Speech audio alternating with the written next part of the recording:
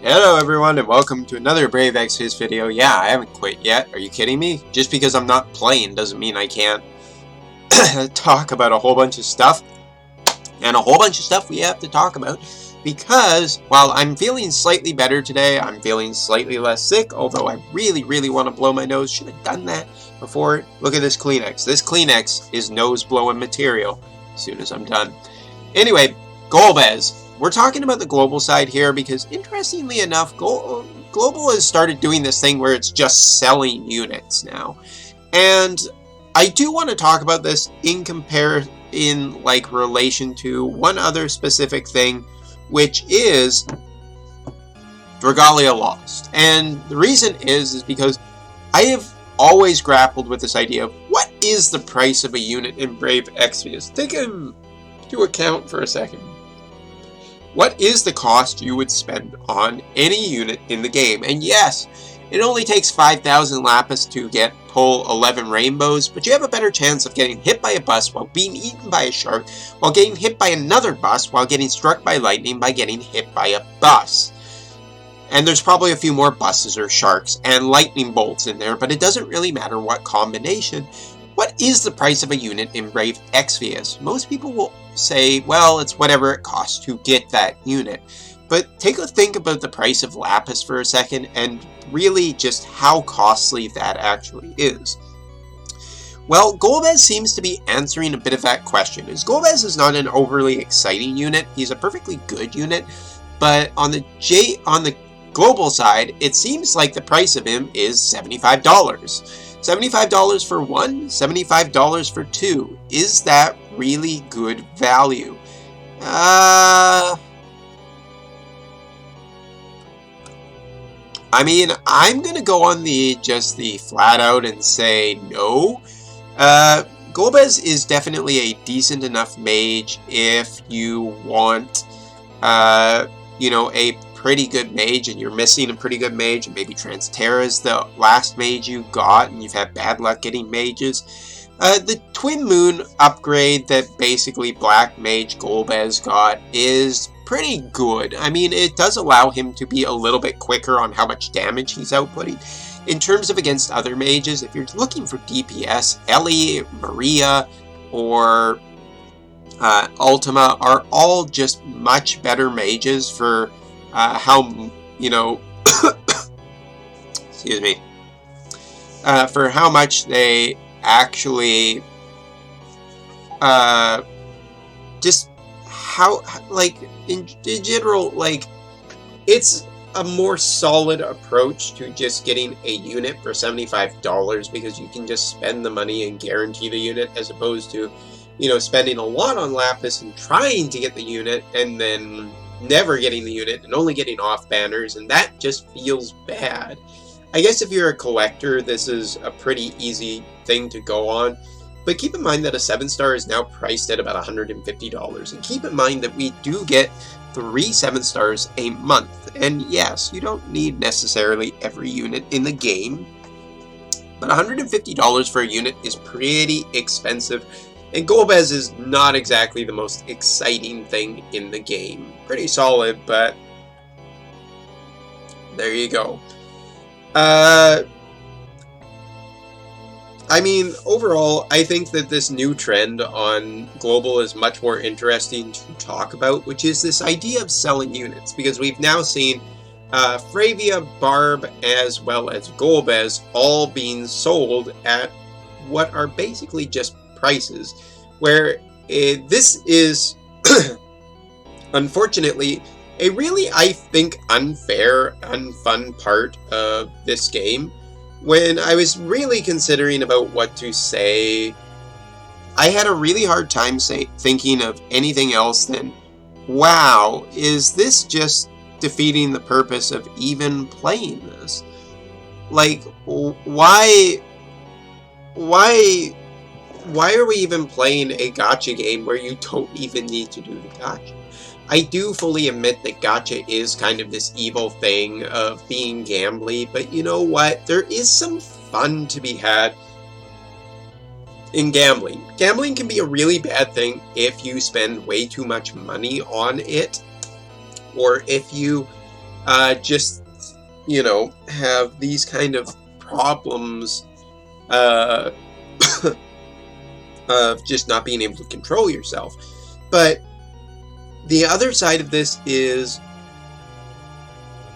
and I'm totally getting lost here, there is a certain level of enjoyment that can be gotten from the random side of these games. There is this really fun thing that has existed in me ever since opening card packs in the days of, you know, Pokemon cards or Yu-Gi-Oh! That thrill of you don't know what you're going to get. Maybe you'll get something really good, something you'll get really bad. And to a certain extent, it is a fun thing to have that experience. The problem is when that experience can be incredibly draining because of bad rates, or because of no safety nets, or because of, you know, exorbitantly high prices. And these prices are fairly damn high. Looking at the JP side and the global side, the JP side, which I'm more familiar about, it's about $100, well, it's about $90 American to buy 1200 Lapis. So it's about $45 a pull, and most pulls you're not even guaranteed anything good. So about $45 is what you're looking at per go. Compare that to card packs, which are roughly about $5. And yeah, the usefulness is subjective a lot of the times in terms of cards as well as units. But on Brave Exvius now, we have a system that a lot of other gacha games don't have, which is one copy of a unit is fairly fucking useless. You essentially get half of the unit, and most 5 to 6 stars cannot do a lot of trials, especially more advanced trials on the JP side. So yes, it is a thing as opposed to a lot of other games that you just do not get complete units anymore, and it makes the game way more expensive. And the other thing is, where does Brave Exvius costs actually lie? Is it in music development? Is it in art development? Is it in sprite development? Because so far, I can't imagine that designing any of these sprites takes as much money as it seems to cost to sell them. The cost, like the upkeep of this game, just doesn't seem that high.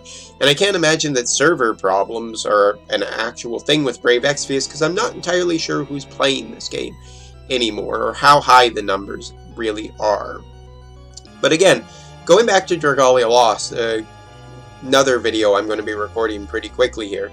Dragalia Lost, I went back to and basically spent $30 US to get what was essentially 2 pulls, both with guarantees on it, but more importantly, enough that I could actually get one of the guaranteed Fire Emblems, all at the moment tier 1 characters of different elements and different weapons, but still, hey, that's a pretty darn good thing to just go right into this event that is currently going on that I can play and get a tier 1 character after being gone for 6 months. Even though, going back to my old account, I found that a lot of my old characters were still strong enough that I didn't need to, but hey, I kind of like Fire Emblem characters, and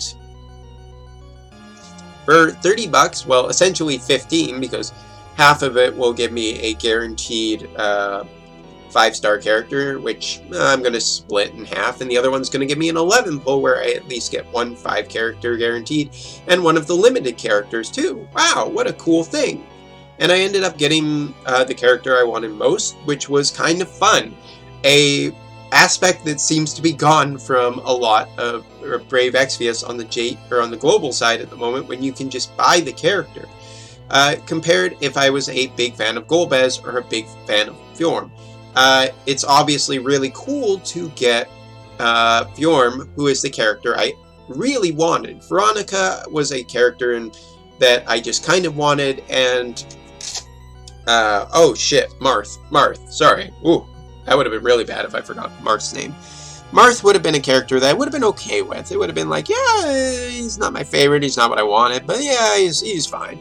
But it's still, I got that joy of being like, oh, I wonder what I get. That is a part of the fun.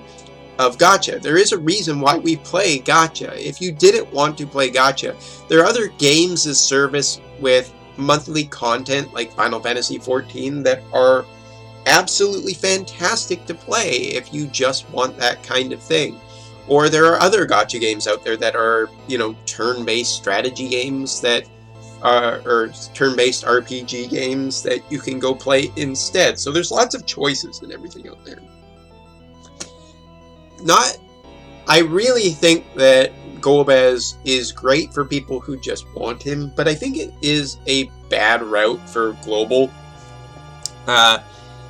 Not because there won't be these step-up banners anyway, but because it really does eliminate the purpose of this, and it's getting closer to that monthly fee model, and maybe that would be better at this point for Brave Exvius, to just have a monthly fee kind of thing where, well, you know, you pay $25 a month and you're guaranteed all the 7-star characters, but not the super TMRs. And this is actually an idea I should probably make in a different video.